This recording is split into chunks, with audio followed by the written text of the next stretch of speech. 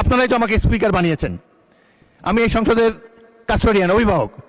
মুক্তিযোদ্ধা পরিবারের লোক কেউ জামাত করতে পারে না। বিরোধী দলের নেতা বলেছেন উনি মুক্তিযোদ্ধা পরিবারের লোক এবং উনি শহীদ পরিবারের লোক এবং উনি জামাত ইসলাম করেন। এটা ডাবল অপরাধ।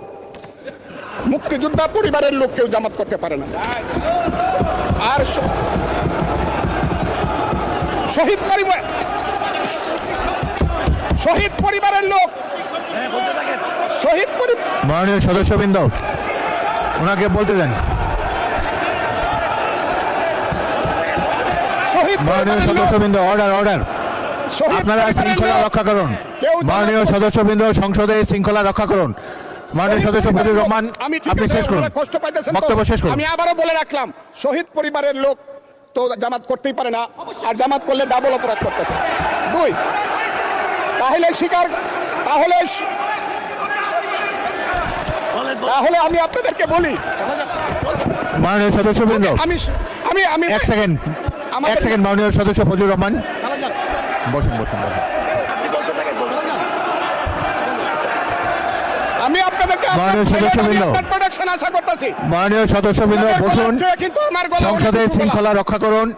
ওনার গলা, আমি কিন্তু ওনাদেরকে খারাপ কিছু বলি নাই। বসেন। মাননীয় সদস্য ফজলুর রহমান, মাননীয় সদস্য ফজলুর রহমান, আপনি একটু অপেক্ষা করুন। মাননীয় সদস্যবৃন্দ, আমি বলছি, এই যে দেখেন, তারা বসুন বসুন।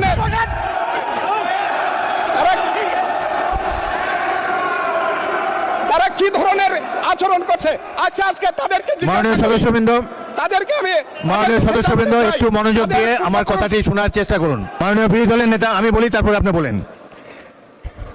মাননীয় সদস্যবৃন্দ,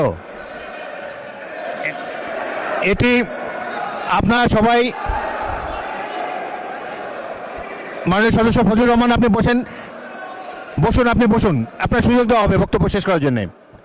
মাননীয় সংসদ সদস্যবৃন্দ, সারা জাতি দেখছে, লাইভ টেলিকাস্ট হচ্ছে, সবাই আপনারা নির্বাচিত সদস্য, এখানে সবাই জনগণের ভোটে নির্বাচিত সদস্য।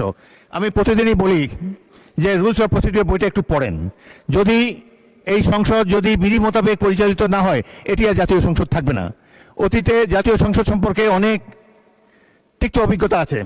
প্রথমে নজমুল হুদা, তৎকালীন মাননীয় সদস্য, একটা বক্তব্য করলেন, সদস্যরা ওয়াকআউট করে চলে গেলেন। আমরা ভাবলাম যে আধা ঘন্টা পরে ফিরে আসবে। ওই বয়কট 2 বছর চলেছে। সুতরাং সামান্য কারণে উত্তেজনা সৃষ্টি করা ঠিক নয়। প্রত্যেকেরই বাক স্বাধীনতা আছে। প্রত্যেক সদস্য এখন ইভেন 370 বিধিতে দলীয় হুইপ নেগলেক্ট করে, উপেক্ষা করেও ব্যক্তিগত মতামত এখন সবাই দিতে পারেন। এখানে প্রত্যেকেরই বাক স্বাধীনতা আছে। যদি কোনো সদস্য, সরকার দলের সদস্য আর বিরোধী দলের সদস্যের মত এক হবে, এমন তো হতে পারে না। এই জন্যই একটি সরকারি দল, একটি বিরোধী দল এখানে আছে। জনগণই এভাবে নির্ধারিত করে দিয়েছে।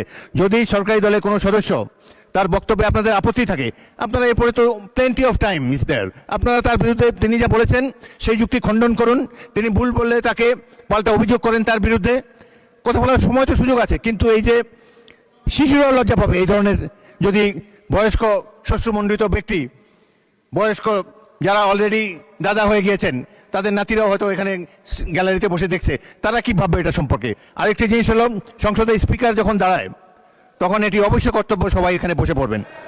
যদি আমাকে তো আপনারাই তো আমাকে স্পিকার বানিয়েছেন। আমি এই সংসদের কাস্টোডিয়ান, অভিভাবক।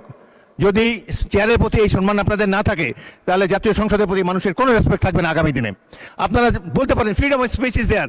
ফজলুর রহমান সাহেব যা বলেছেন, এরপরেই আপনাদের একজনকে টাইম দেবো, প্রয়োজন হলে টাইম বাড়িয়ে দেবো, তার যুক্তি খণ্ডন করুন। তিনি যদি অসংসদীয় কোনো কথা বলে থাকেন, সেটা আমরা পরীক্ষা করে স্পঞ্জ করে দেবো, কিন্তু বক্তব্যের সময় তাকে ডিস্টার্ব করবে না। জনাব সদস্য ফজলুর রহমান, আপনি 3 মিনিটে আপনার বক্তব্য শেষ করেন, তারপর আমি বিরোধী দলের নেতার বক্তব্য শুনবো। আপনি শেষ করেন।